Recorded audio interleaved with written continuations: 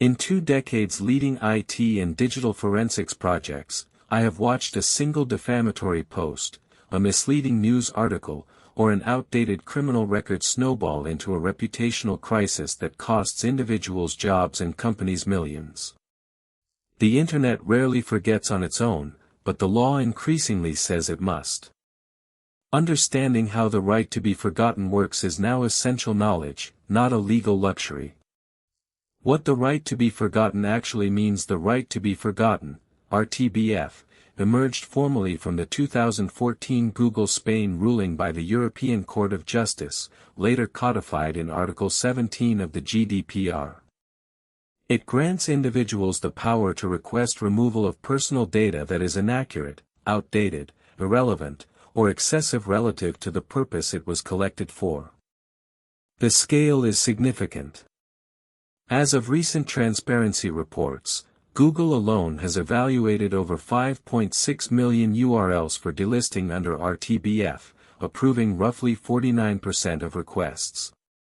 In Brazil, where much of my work with focuses, the LGPD, Lei Geral de Proteção de Dados, echoes these principles, and courts have increasingly ordered content removal and search delisting. A critical distinction I always clarify with clients: RTBF usually means delisting from search results, not erasing the original content from its host server. The page may still exist, but if it does not surface for your name in search, its practical harm drops dramatically. Studies show that 90% of users never scroll past the first page of search results. The technical and legal process of removing negative content is a hybrid discipline blending law, forensics, and platform mechanics. In my practice, I follow a structured workflow: forensic capture. Before anything, I document the offending content with timestamped screenshots, hash verification, and archived copies.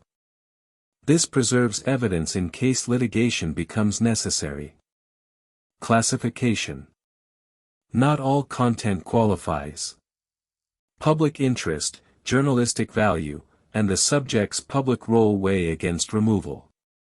A politician's corruption record is far harder to delist than a private citizen's decade-old debt notice. Formal request. For search engines, this means submitting the RTBF form with legal justification. For hosts, a notification citing the relevant statute, GDPR Art. 17 LGPD Art. 18, or DMCA where copyright applies. Escalation. If denied, the path leads to data protection authorities or the courts.